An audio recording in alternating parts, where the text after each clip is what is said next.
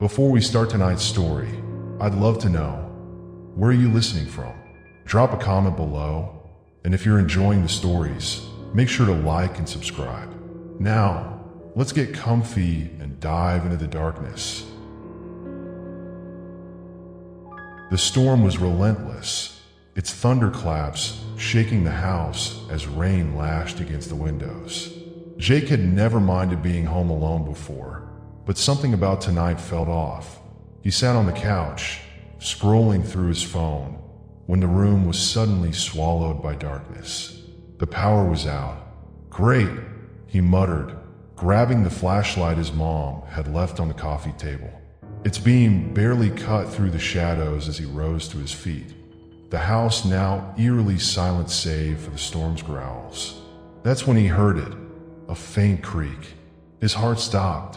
It came from the hallway. "Hello," Jake called out, his voice shaky, the word barely audible over the pounding rain. No response. The silence that followed was suffocating. He tightened his grip on the flashlight, forcing himself toward the hallway. Another sound, a soft shuffle, like footsteps, echoed down the corridor. The beam of light trembled as he moved it toward the source. For a moment, he saw nothing.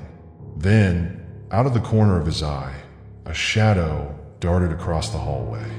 "Who's there?" Jake demanded, his voice cracking. The only answer was the rhythmic pounding of his heartbeat in his ears. Summoning courage he didn't feel, Jake edged closer to the end of the hallway. The air seemed heavier, colder. As he turned the corner, his breath caught. The shadowy figure stood motionless at the far end, humanoid in shape, but utterly wrong. It had no discernible features, just an inky black form that seemed to absorb the light. Jake stumbled back, nearly dropping the flashlight. "This isn't real," he whispered, but the figure took a step forward. Panic surged through him as he turned and bolted toward the living room. He fumbled with his phone, its dim screen offering no comfort. Behind him, the creaks and shuffles grew louder. The shadow was following. Just as Jake reached the front door, the power returned. The lights flickered to life, and the house was empty. No shadow, no sound, but when Jake glanced at the hallway wall, his blood ran cold. For deep claw marks were etched into the paint, proof that something had been there. Jake's hands trembled as he fumbled with the flashlight, its narrow beam barely illuminating the darkness ahead. The hallway stretched out like a yawning abyss, each shadow twisting and shifting with the flickering light. He tried to convince himself the sound of footsteps was nothing, maybe the house settling or the storm playing tricks on his mind. But then there was a movement, quick, fleeting. Jake froze, his breath caught in his throat. His light had just barely caught it, a shadow darting into the guest room at the end of the hall. "Hello," he called out, the words sticking to his dry throat. He didn't expect an answer, and none came. The room felt alive, the oppressive silence broken only by the faint hum of the storm outside. His logical mind fought for control. "It's nothing," he thought. "Maybe just a trick of the light." But deep down, unease gnawed at him. What had he seen? It didn't feel natural, more like something that shouldn't be there. Gripping the flashlight tighter, Jake took a step forward, his bare feet making the old wooden floor creak beneath him. With each step, his pulse quickened. The guest room door stood ajar, the darkness beyond it unnerving. He paused outside the door, the air around him feeling thick and heavy. Slowly, he swung the flashlight into the room. The beam swept over the bed, the wardrobe, the chair in the corner. Nothing. The room was as empty as it should be. Jake let out a shaky breath and stepped inside, scanning every corner. But as he turned toward the mirror above the dresser, his blood ran cold. The reflection wasn't right. There, in the mirror's edge, was the shadow. It stood behind him, still and ominous. He spun around, the flashlight trembling in his hand. But there was nothing there, just empty space. He staggered back, his chest heaving, and fled the room. Maybe it was his imagination, or maybe it wasn't. Jake couldn't shake the feeling that whatever he'd glimpsed wasn't done with him yet. The house seemed to hold its breath, the oppressive silence pressing against Jake's chest. The flashlight's beam flickered erratically, casting long shadows on the walls. It was as if the house itself was alive, watching him, waiting. Then it happened. A door slammed shut with a deafening crash, causing Jake to jump back, his heart hammering in his chest. He spun around, eyes wide, looking for the source, but there was nothing. No draft, no explanation. The cold air intensified, and Jake's skin prickled as he slowly turned toward the staircase. From somewhere deep within the house, a soft whisper floated through the air. "Help me." It was so faint, like the voice was trapped behind the walls, but it was there, so real, so desperate. His breath hitched in his throat as he crept toward the source. The whispers continued, growing louder with each step, as if they were pulling him deeper into the heart of the house. Suddenly, another door slammed shut, this time from upstairs. The sound reverberated through the house, shaking the floor beneath Jake's feet. The whispers, now unintelligible, filled the space around him, and he felt something watching him, something much older, much darker than anything human. He stumbled back, trying to calm his racing heart, but his eyes caught something, a dark, shadowy figure standing in the doorway. The same figure from before. It stood motionless, its form stretched unnaturally tall, a silhouette of darkness with no clear features. The air grew colder, and a shiver ran down Jake's spine. This wasn't just a person, or even a ghost. It was something far worse, something tied to the house itself. The whispers, the cold, the slamming doors, it all made sense now. This wasn't a haunting. This was a curse. "Why are you here?" Jake whispered, his voice trembling. The shadow moved, gliding toward him with an unnatural fluidity. The air grew thick, suffocating. Jake backed away, but his legs felt like lead. As the figure drew closer, the truth hit him like a punch to the gut. The entity wasn't just tied to the house. It was tied to a tragedy, a horrific event that had stained the very foundation of the place. A tragedy that was far from over. The figure reached out, its cold hand brushing Jake's cheek, and in that moment he knew he wasn't going to leave. Jake's breath came in short, ragged gasps as he backed into the corner of the living room. The darkness felt like it was closing in on him, suffocating, as if the house itself was alive and watching. The shadow, that thing, was getting closer. He could feel it, its presence crawling under his skin, its cold breath on the back of his neck. His flashlight flickered, casting erratic beams of light that did nothing to push back the thick, creeping darkness. His eyes darted around the room, but there was nowhere to go. Every exit, every escape was blocked by the figure. It was there now, inches from him, its form solidifying in the dim light. Its features were grotesque, twisted, dark, and ever-shifting. It had no eyes, no mouth, just a deep black void where its face should have been. The air grew so cold Jake could see his breath fog in front of him, each exhale a visible sign of his terror. The whispers were louder now, urgent, as if they were warning him. "You can't leave." His heart pounded in his chest as the shadow took another step toward him. Every instinct screamed at him to run, to escape, but his legs were frozen, rooted to the spot. He was trapped. Then, as if sensing his hopelessness, the figure raised one long, bony hand toward him. A flash of its cold, skeletal fingers brushed against his arm, and Jake's blood ran cold. His skin burned where it touched. But just as the shadow seemed poised to claim him, the lights flickered back on. For a brief moment, the house was bathed in harsh, artificial light, and the shadow recoiled. Jake's mind barely registered the change before the entity vanished, dissolving into the air like smoke, leaving behind only an eerie stillness. He stood there, trembling, trying to steady his breathing, but something felt wrong, too wrong. As the light illuminated the walls around him, his eyes locked onto the surface beside him. The wall was scratched, as though something had scraped it violently, leaving deep claw marks, for long, jagged lines carved into the paint. Jake reached out, his fingers brushing the marks. They were fresh, and he knew, deep down, that whatever had been in this house was not gone. It was waiting. It was well past midnight, and Sarah's eyes burned from hours of staring at the screen. The soft click of her keyboard was the only sound in the room, the storm outside muffled by the thick walls of the house. Alone in her second-floor study, she felt oddly watched. She glanced toward the window. The curtains, thick and heavy, barely stirred, yet the uneasy feeling clung to her like a second skin.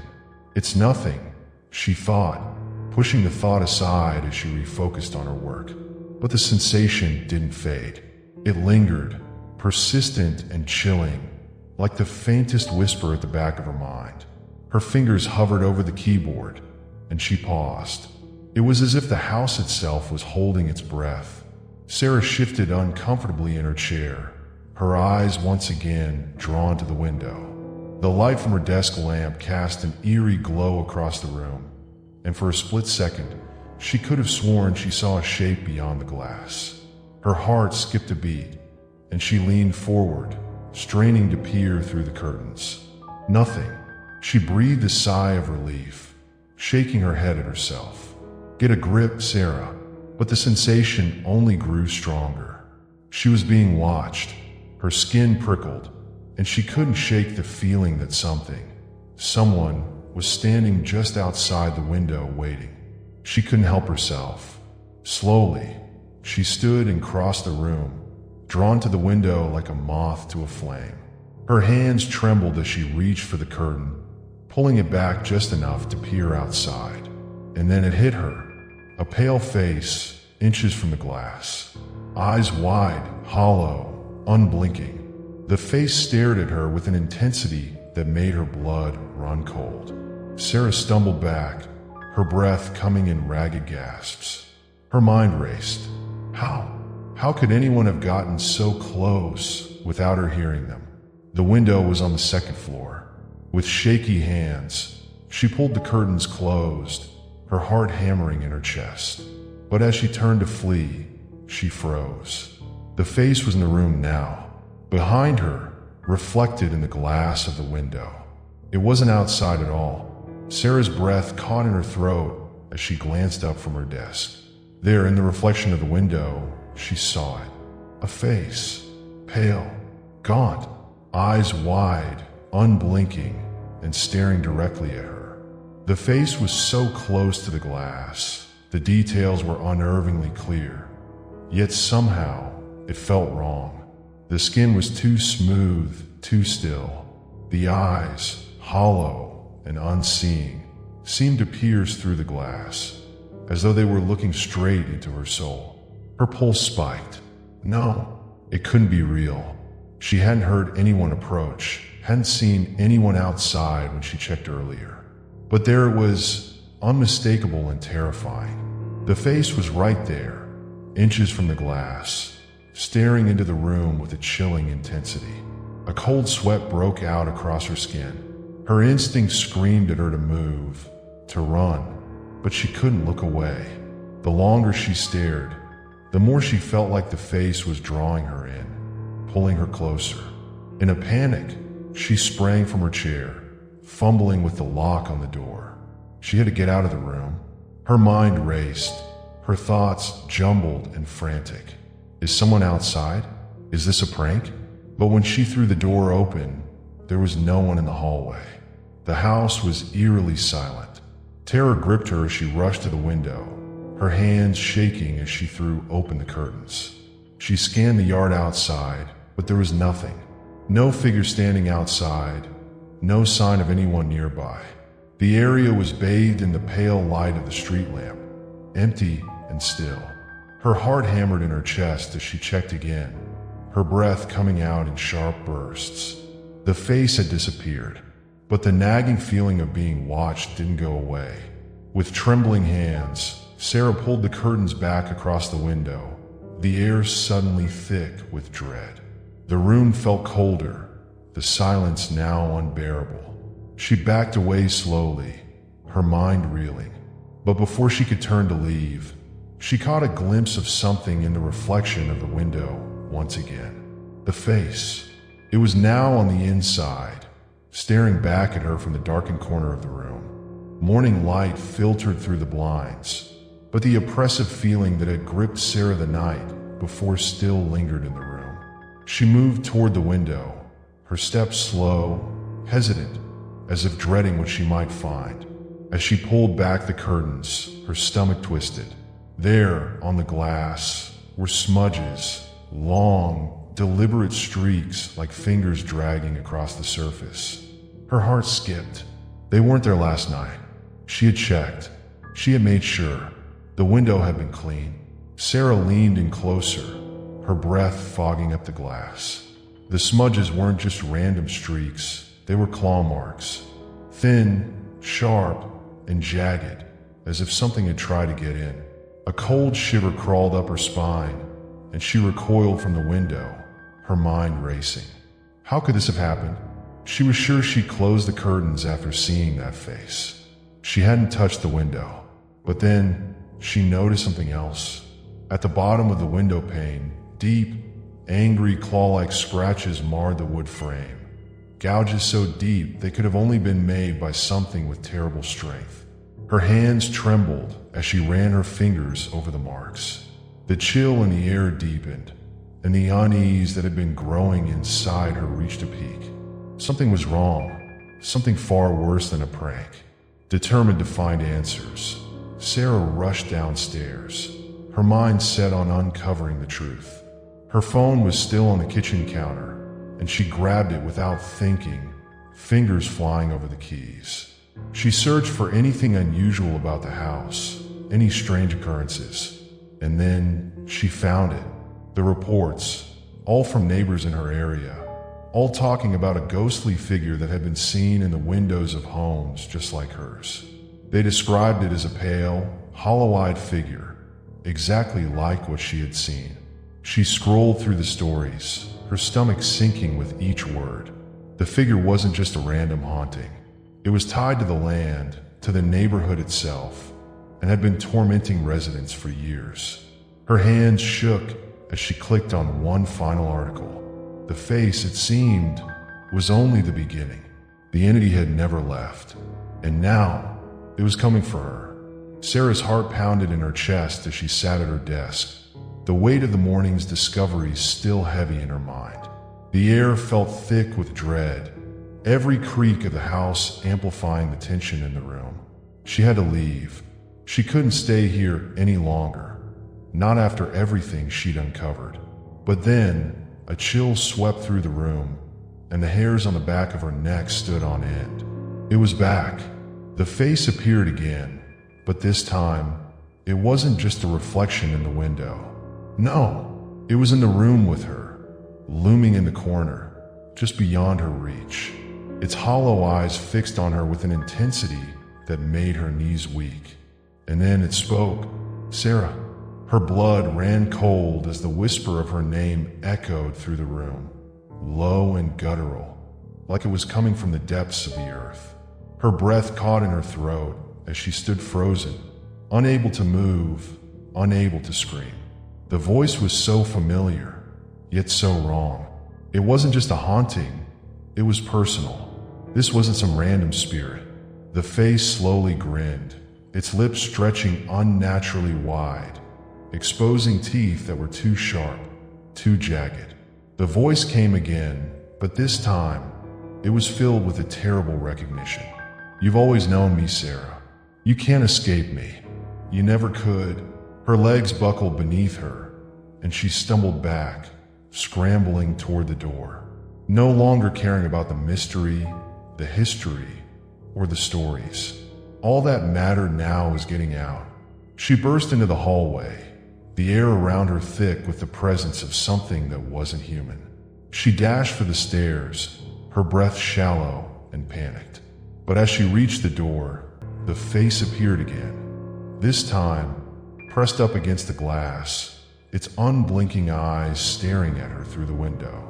Desperation took hold. Sarah tore open the door and ran out into the yard, her feet barely touching the ground. The house behind her loomed like a silent, watching predator.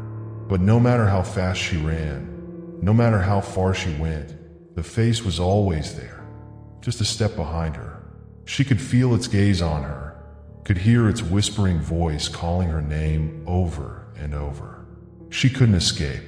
No matter where she went, it followed her. The house, the figure, the voice, they were part of her now. A shadow that would never let go. And as she ran into the night, she knew she was never truly free. It was supposed to be a quiet evening. Mark had settled into his favorite chair, the warmth of the lamp casting a soft glow across the room. The evening had been uneventful, the kind he preferred after a long, tiring day.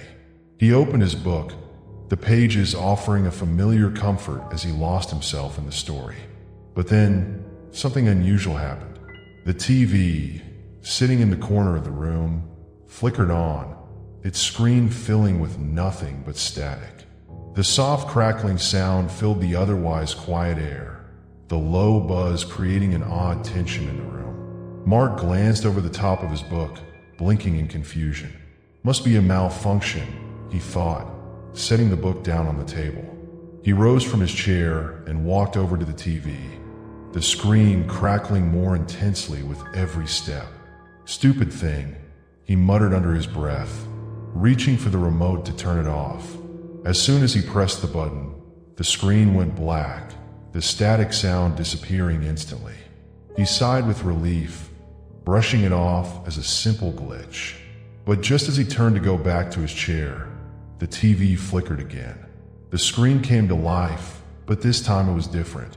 The static had faded, replaced by a dark, swirling pattern of black and white shapes. Unfamiliar, chaotic. The noise grew louder, more erratic, until it became a high-pitched screech, grating against Mark's nerves. He froze, a chill creeping down his spine. That's not normal. He reached for the remote again, his fingers trembling slightly as he tried to turn the TV off. But nothing happened. The screen remained on, the static and noise now so loud it felt like the room itself was vibrating with tension. His heart started to race. He was sure he had turned it off. Why wasn't it working? Just as panic started to rise in his chest, the TV abruptly went silent. The screen went black once again, and the room seemed to fall back into its stillness. Mark stood there for a moment, his breath shallow, a deep unease settling over him. Was it just a malfunction? Or was something more sinister at play? He shook his head, trying to dismiss the feeling. I'm just imagining things. But as he sat back down, the unease never left. Something about that moment, about the way the TV had come to life on its own, didn't sit right with him. And deep down, he couldn't shake the feeling that it wouldn't be the last time. Mark's heart skipped a beat as he settled back into his chair, the silence of the room surrounding him like a heavy blanket. The unsettling experience with the TV earlier had left him uneasy, but he tried to focus on his book, willing himself to forget what had happened. He needed to relax, to calm his mind. But then, the TV turned on again. The screen flickered to life with a familiar crackle of static, but this time, it wasn't just white noise. The image cleared, revealing the living room in front of him. His living room.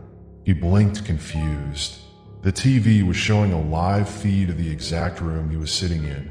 Furniture in place, the lamp glowing softly, everything as it should be. It must be a security camera malfunction, he thought, trying to rationalize the strange occurrence. Maybe it was some setting on the TV, some glitch that caused the screen to act like a monitor. But then, his eyes froze on the screen. In the reflection of the TV's light, he saw it, a shadow standing just behind him, a dark, indistinct figure, its shape unclear but undeniably there. It was tall, looming, and seemed to have no face, no features, only a dark presence that made the hairs on his neck stand on end. His breath caught in his throat. His body went rigid. "What is that?" Without thinking, Mark whipped around in his chair, his heart racing. But the room behind him was empty. The silence remained unbroken, the shadows in the corners as still and calm as they had been a moment ago. He slowly turned back to the TV, his blood running cold. The shadow was still there on the screen, standing just behind his chair, as if it had never moved. He scrambled for the remote, his hands shaking as he tried to turn the TV off, but the screen stayed on, the shadow standing motionless in the reflection. Panic surged through him. His throat tightened, his mind racing to make sense of what he was seeing. It's just a trick of the light. It has to be. But deep down, he knew it wasn't. The shadow wasn't just some glitch. It was something else. As if sensing his growing fear, the figure in the screen took a step forward, moving closer to him, its dark shape merging with the shadows of the room. Mark's breath hitched, and he stumbled backward, the TV's cold glow now suffocating, consuming the room. And then, just as quickly as it had appeared, the screen flickered once more. The shadow was gone. The TV went black. Mark sat frozen, his chest heaving, unable to comprehend what had just happened. The room was silent again, eerily quiet, but the chill in the air remained, as if the darkness was still watching him. Mark's hands trembled as he stood in front of the TV, his mind racing. The shadow, no, whatever it was, had been right there, in his living room mere inches away from him. His heart pounded in his chest, each beat feeling like it was echoing in the empty silence of the room. He couldn't let it happen again. With his breath coming in shallow gasps, Mark reached out and yanked the power cord from the outlet, desperately hoping to stop the madness. The room fell silent once more, the TV screen now dark and lifeless. But his relief was short-lived. A few moments later, the room was once again filled with the eerie glow of the television. The screen crackled to life, static twisting and turning like a whirlpool. Mark's stomach sank. It was as if the TV had a mind of its own. No matter how many times he unplugged it, it would come back on. The figure was there again. The shadow was standing, still as ever, but this time it was closer, its shape more distinct. Its dark silhouette loomed larger, almost filling the screen. Mark's throat tightened as he backed away from the TV, his fingers brushing against the wall for support. He lunged forward, yanking the plug out again, his hands now slick with sweat. But as soon as he stepped back, the screen flickered back to life. The static was gone, replaced by the figure, closer than ever. Its outline was clearer, more defined now, its shape twisting as it moved forward with slow, deliberate steps. Mark's breath caught in his throat. The air grew colder, the room heavier, as if the very presence of the shadow was pressing down on him. He could almost feel it, like cold fingers brushing against his skin. Desperation took hold. He couldn't let it get closer. He couldn't let it touch him. "Get away from me," he shouted, his voice hoarse with panic. But the figure continued to advance on the screen, each movement deliberate, its shape growing more sinister with every passing second. Its face, featureless and dark, loomed like a void, swallowing all light, all hope. Mark scrambled once more to unplug the TV, but his hands were shaking uncontrollably. He couldn't get a good grip on the cord, the fear clouding his thoughts. The figure on the screen was so close now, its shadow stretching toward him, inch by inch. And then it stopped. Mark froze, his entire body going cold as the TV flickered one last time, the screen showing nothing but darkness, just like the figure that had been inching closer. It was silent now, the world still, as if the air itself was holding its breath. But Mark knew, deep down, that silence was only temporary. The shadow wasn't gone. It was waiting, watching, and it wouldn't stop until it had him. Mark's heart pounded in his chest, each beat a painful reminder of the nightmare unfolding around him. The TV flickered one last time, the static filling the air with an unbearable hum. He stood frozen, paralyzed by the presence in the screen, his every instinct screaming to run, but his feet were rooted to the floor. The figure moved, its shape becoming clearer, more real, its dark form towering in the glow of the TV. It wasn't just a shadow anymore. It was something alive that shouldn't exist. Mark tried to scream, but the words stuck in his throat. His body refused to move, as if some unseen force held him in place. The figure stepped forward, its presence now impossibly close. Its face, a featureless mask of darkness, loomed over him. And then, without warning, it lunged.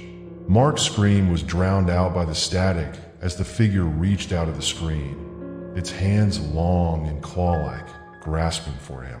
The room seemed to warp, the edges of reality blurring as the figure dragged him closer, inch by inch, into the TV. His body resisted, but it was no use. He was being pulled, helpless, into the cold blackness of the screen. The last thing he saw before being consumed by the darkness was the twisted smile that stretched across the shadow's face. Then there was nothing. Hours later, Mark's friends came by to check on him, their worried knock echoing through the empty house.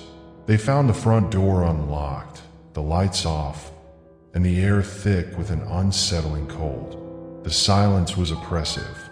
They called his name, but no answer came. The living room was empty, save for the TV, still on, flickering in the corner of the room. The screen was filled with nothing but static at first, but then a pale, distorted face slowly emerged from the screen. Mark's face, his eyes wide in terror, his mouth frozen in a silent scream. Before they could react, the TV flickered one last time and turned off, plunging the room into darkness once more. Mark was gone, but his face, his terrified expression, lingered, haunting the screen for just a moment, before it vanished into the void.